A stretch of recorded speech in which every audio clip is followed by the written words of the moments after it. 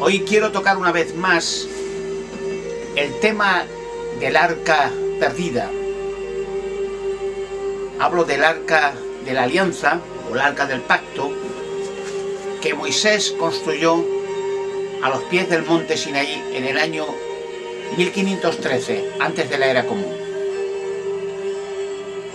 Este arca de la alianza, un arca cubierta por fuera y por dentro de oro, con dos querubines que la protegían o la protegen. Dentro había las tablas que por segunda vez hizo Moisés en el monte Sinaí, porque las primeras tablas que Dios hizo con la ley las destruyó Moisés por la rebelión del pueblo, puesto que estuvo 40 días Moisés recibiendo información de Dios en el monte Sinaí, y al bajar el pueblo se había vuelto idólatra y rebelde y quería volver otra vez a la esclavitud a Egipto. Y por segunda vez Moisés hizo unas tablas con los 10 mandamientos para el pueblo de Israel, y entonces metió dentro del arca, que también por orden de Moisés se construyó, el arca del pacto de la alianza, con otras cosas más, una tienda de reunión para guardar el arca, y también una vara de Aarón, una vara del hermano de Moisés, Aarón, que era el sumo sacerdote impuesto por Dios. Cuando hubo una rebelión de 120 levitas que no aceptaban que Moisés y que Aarón fueran los líderes del pueblo de Israel en el desierto, y entonces, para hacer una prueba, pues todos aquellos rebeldes fueron con un báculo, una vara que llevaban siempre como costumbre, y la vara que floreciera sería aquel hombre que Dios había prescrito para servir de sumo sacerdote en el templo, y fue precisamente la vara de Aarón que floreció milagrosamente. Entonces se guardó en el arca de la alianza, incluso después con una vasija con parte del maná que llovía diariamente por 6 días consecutivos cada semana, para alimentar a 2 millones y más de israelitas con animales y todo. Incluso se hizo continuamente durante 40 años que hubiera aceite milagrosamente, agua en un desierto árido, incluso codornices. En fin, es largo el éxodo de Egipto por 40 años, pero me quiero centrar en el arca de la alianza, el arca del pacto o el arca perdida. Este arca simbolizaba la presencia de Dios en la tierra, y solamente el sumo sacerdote del pueblo de Israel podía hablar una vez al año, porque había un cuarto, cuando ya Salomón construyó un templo en Jerusalén gigantesco, que se llamaba el Santísimo, y en este cuarto Aarón entraba y recibía información de Dios una vez al año, pero nadie más podía entrar, porque si alguien miraba el arca o alguien entraba allí, moría inmediatamente. Nadie podía ver el arca, salvo el sumo sacerdote una vez al año. Y este arca, cubierta con una lona, se sacaba con unos varales cuando había guerras, y los enemigos de Israel morían de inmediato ante la presencia del arca, fueran los que fueran, millones. Este arca desapareció porque por la rebelión una vez más de los judíos, la apostasía, pues entonces Dios hizo que la tercera potencia mundial babilónica, por medio del rey Nabucodonosor, invadiera Jerusalén, destruyera y quemara el templo, y se llevara a los israelitas por 70 años en esclavitud hacia Babilonia o Caldea. El arca desapareció, y entonces las escrituras no dicen concretamente a dónde fue a parar el arca, pero hay otros escritos paralelos a las Sagradas Escrituras que muestran que Salomón tenía un poder sobrenatural. Quiere decir que tenía una mente especial que Dios le había dado en premio por haber hecho el templo, con la cual Salomón podía construir maravillas. incluso naves voladoras, porque en muchos libros antiguos árabes habla de las naves voladoras de Salomón, por lo cual podía viajar a todas partes de la tierra y más allá aún. Y entonces, aunque sea acortando el relato, una de estas naves voladoras se empleó para meter el arca y llevarla a un sitio en seguridad, puesto que Dios había previsto que Israel y Jerusalén serían destruidos completamente y que desaparecería como pueblo, el pueblo antiguo de Dios, los judíos, y que al no haber más pueblo de Dios, ni más tribus de Israel, ni más sumo sacerdote, y el templo desaparecería, el arca tenía que estar en seguridad, porque cumpliría una función final el arca del pacto o el arca perdida para la destrucción de naciones enteras. Y quiero explicarme. El arca fue transferida hacia España, puesto que España, igual manera, cumpliría un papel primordial en el tiempo del fin. De tal manera que no solo el arca perdida se la llevaron en una nave voladora hacia un lugar conocido por mí en España, en seguridad, en una gruta, sino que también España, por medio de un mandato de Dios, comisionó a Salomón llegar a Toledo y construir la cueva de Hércules con una mesa especial que tenía Salomón, que era, como decían los antiguos árabes, la mesa de Salomón era un espejo mágico en el cual podía ver escenas del pasado y del futuro de la humanidad. Y este espejo mágico, ordenador o cronovisor, podía efectuar obras impresionantes, como eran transferir o convertir la energía en materia, o viceversa. De tal manera que con ese arca, o con esa mesa, perdón, de Salomón, pudo hacer maravillas y túneles, porque Toledo está invadido de túneles en todas las direcciones, a varias alturas. Y el túnel más importante está a 11 kilómetros de Toledo, en un pueblo que se llama Mocejón, en un lugar protegido por un primo de la reina que se llama Aleixades Taimanaques, que se llama la Finca de Igares.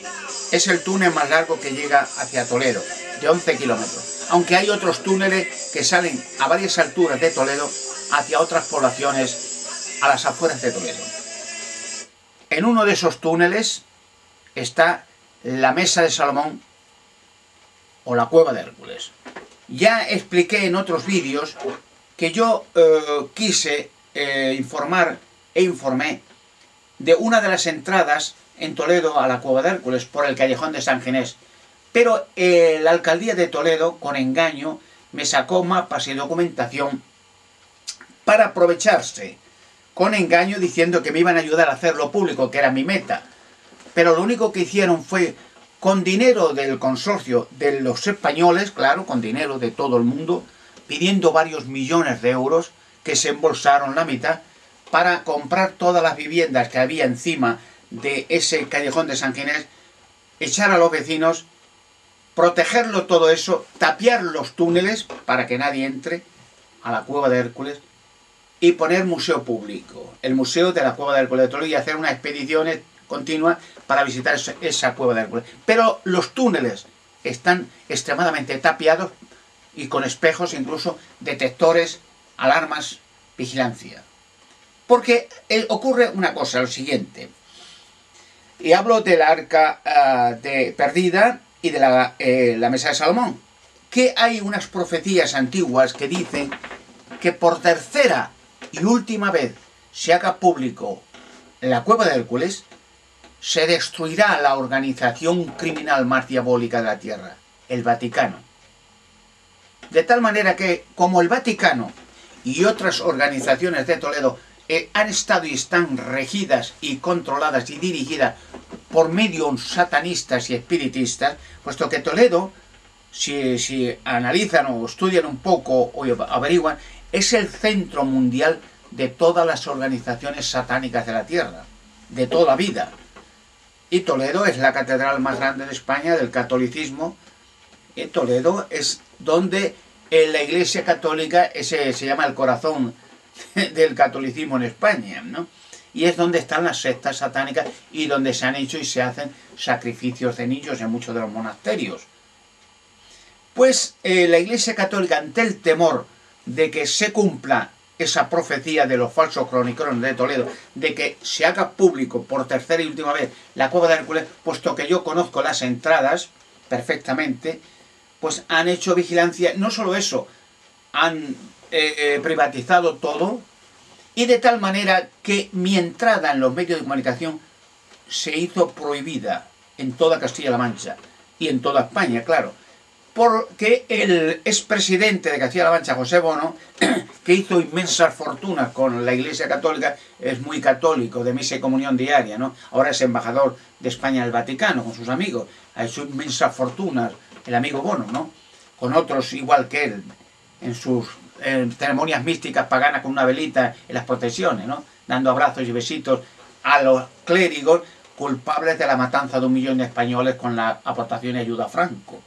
Pero claro, estos supuestos socialistas aman y besan los pies a quien mataron y asesinaron a 1 millón de jóvenes españoles y Plaza de Toros entera, niños y niñas. El Arca de la Alianza está en un lugar igualmente desconocido por la gente, pero ellos no querrán hacerlo público, aunque lo sepan. Es decir, mucha gente me ha dicho, ¿por qué no muestra dónde está el Arca de la Alianza?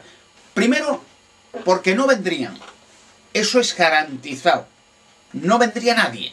Prohibirían terminantemente venir conmigo, como ya lo han hecho varias veces,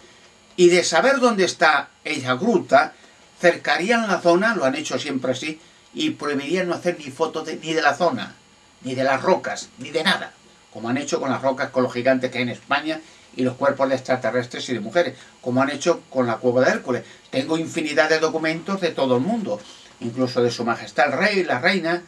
de José Bono, del presidente Zapatero, de un montón de arqueólogos de España